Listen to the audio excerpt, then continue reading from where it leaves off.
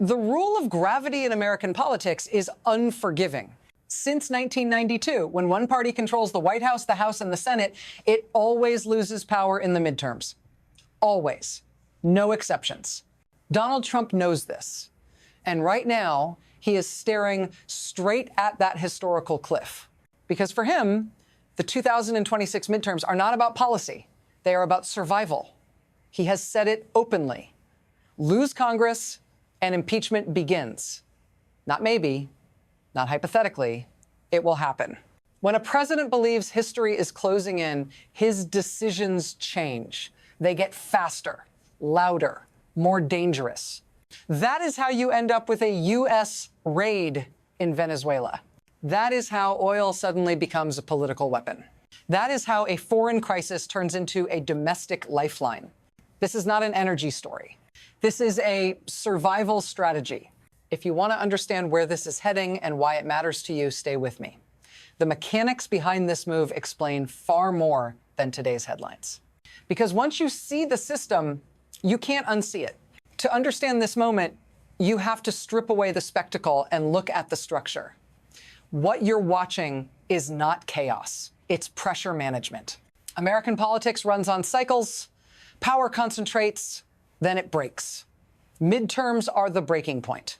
And every president who ignores that rhythm pays for it. Trump isn't ignoring it. He's trying to outrun it. The problem he faces is simple and brutal. Economic anxiety is rising. Energy prices sit at the center of that anxiety. And voters don't reward explanations. They reward outcomes. So the administration needs a story that moves faster than inflation, louder than history, and bigger than legislative math. It needs a visible win, something tangible, something dramatic. Venezuela fits that need perfectly. Oil, power, enemies. A single move that touches economics, geopolitics, and fear all at once. This is why the question isn't whether the oil deal works. The real question is why this deal had to happen now. And to answer that, we have to go back before the raid, before the announcement, to the forces that made this inevitable. To see why Venezuela reappears at this exact moment, you have to widen the lens. This story didn't start with Trump. It started with a structural vacuum. For more than a decade, Venezuela collapsed under sanctions, mismanagement, and isolation. Its oil stayed underground. Its infrastructure decayed.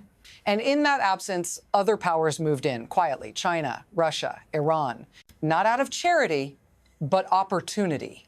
At the same time, the United States built an energy system with a contradiction at its core. American refineries, especially along the Gulf Coast, were engineered for heavy, sour crude. But the geopolitical supply of that crude was steadily cut off. So you get a slow imbalance. Refineries without input, a country with massive reserves but no capital, and rivals filling the gap, Washington left behind. This is the backdrop Trump inherits. A broken supply chain, a weakened neighbor, and a hemisphere where U.S. influence is no longer automatic. By the time the midterm clock starts ticking, Venezuela is no longer just a failed state. It's a dormant lever waiting to be pulled. And when pressure rises fast, leaders don't fix systems. They trigger events. That's where the first shock enters the timeline. The first shock doesn't arrive quietly. It arrives like a headline engineered to dominate a cycle. A U.S. raid in Venezuela, a sitting leader removed, a new interim authority installed, and almost immediately, an announcement that sounds historic. 30 to 50 million barrels of oil controlled by the United States, market priced, framed as help for the Venezuelan people. This is not accidental timing. This is choreography. On the surface, it looks like decisive leadership, strength, action, a president delivering results. But beneath that image is something more fragile: speed, urgency, the need to show momentum before political gravity takes hold. Listen carefully to the language. This oil is not a gift. It's sanctioned. It's controlled. Every word is chosen to signal dominance, not partnership. If this were only about energy, the numbers wouldn't matter this much. But they do because perception is the payload. And if you're trying to understand how power actually works in moments like this, stay with me. The real story isn't the raid. It's what happens when symbolism collides with systems that no longer cooperate. Because the moment the cameras move on, reality pushes back. And that's where the hidden mechanism begins. Here is where the story stops being political theater and starts becoming mechanical. Because oil is not just oil. It is a system. And systems do not respond to speeches. 30 to 50 million barrels sounds powerful until you run it through reality. The world burns through more than 100 million barrels every single day. The United States alone consumes 19 million. Do the math. This entire announcement represents 2, maybe 3 days of supply. That means this move was never designed to move prices. It was designed to move expectations. The real mechanism is psychological. Signal control. Tell markets that Venezuela might be open again. Tell refiners that a broken supply chain could be restored. Tell voters that relief is coming even if the pipeline isn't ready. But there's a second layer beneath that signal. Venezuelan crude is heavy, sour, difficult. And American refineries along the Gulf Coast were built specifically for it. They have been running without their ideal input for years. So the administration isn't just dangling oil, it's dangling compatibility. And compatibility creates leverage. But leverage only works if the system can actually move. Pipes, ports, security, capital. None of that responds to announcements, which means the next crisis won't be political. It will be operational. And that's where the plan hits its second wall.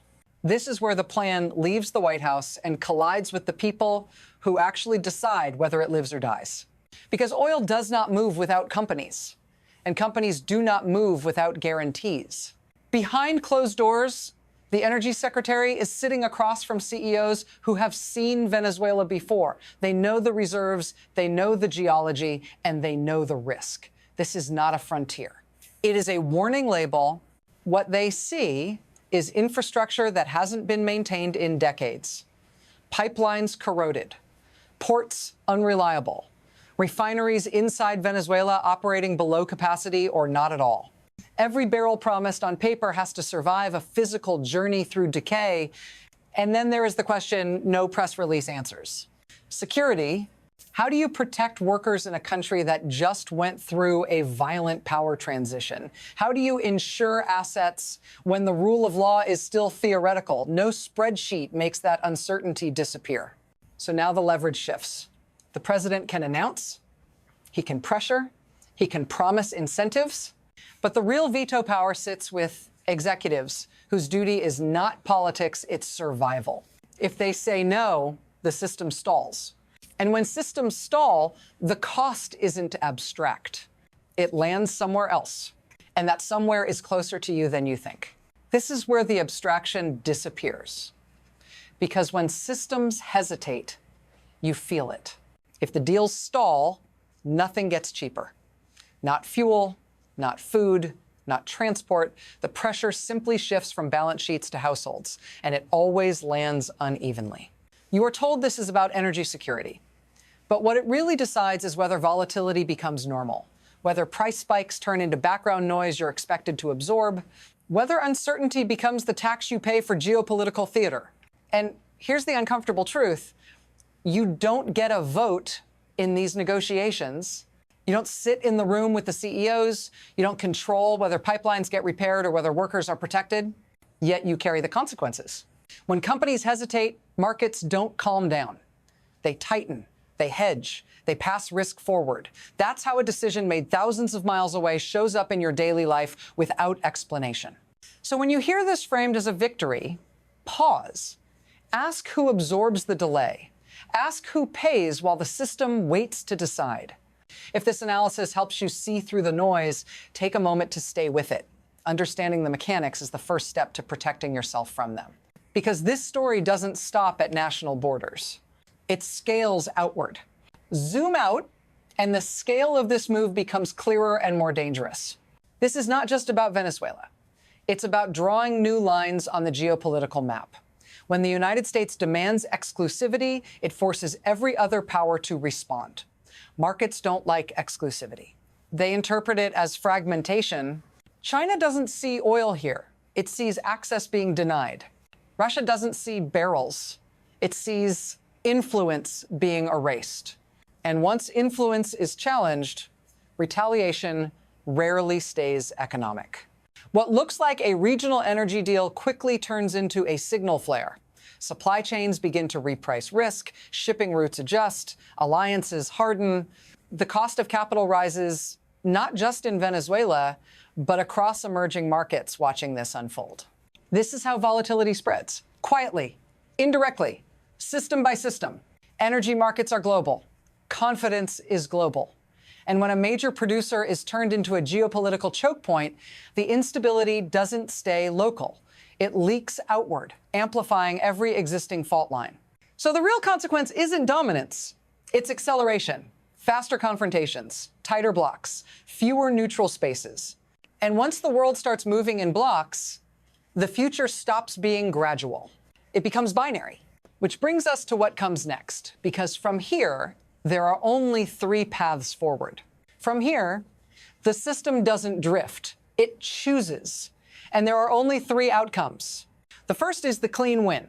Security guarantees are quietly delivered, CEOs commit capital, infrastructure is stabilized just enough to move real volumes. Venezuela realigns, and the Western Hemisphere energy bloc begins to take shape. Prices don't collapse, but volatility eases. Politically, the administration claims momentum. The midterm gravity weakens slightly. The second path is the muddle. Announcements continue, but execution lags. Companies hedge. Investment arrives slowly, cautiously. Oil flows in symbolic quantities, just enough to sustain the narrative, but not enough to change fundamentals. Markets remain nervous. Voters remain unconvinced. The system limps forward under permanent uncertainty. The third path is failure. Executives walk. Security collapses. Venezuela hedges between powers instead of choosing. China and Russia re-enter through the cracks. The oil stays underground, but the damage is done. Trust breaks. Risk premiums spike. And the geopolitical gamble backfires publicly. History tells us something uncomfortable. Systems under pressure rarely land in the best-case scenario. They move toward the path of least resistance, which means the most dangerous outcome isn't collapse, it's drift under stress. And that brings us to the final question, what this moment actually reveals about power and why it matters beyond this crisis. This moment tells us something deeper than oil, deeper than Venezuela, deeper than any single president. When political systems feel cornered, they stop optimizing for stability, they optimize for survival, and survival thinking compresses time. It turns long-term systems into short-term gambles. What you are watching is not confidence. It is urgency masquerading as strength. The raid, the oil, the ultimatums, they are signals sent outward, but they are also messages sent inward to voters, to markets, to history itself. Proof that something is being done before gravity pulls power back where it usually goes. Whether this works or fails will matter. But what matters more is the precedent it sets.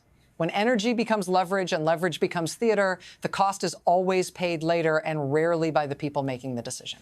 So pay attention. Not to the headlines, but to the execution. Watch what companies do, not what politicians say. Watch where capital moves, not where cameras point. If you want to keep understanding how these systems actually work, how politics, markets, and power collide, stay with this channel. Share this analysis with someone who thinks this is just about oil. Because once politics starts betting against gravity, the landing is never gentle. And the next chapter is already forming.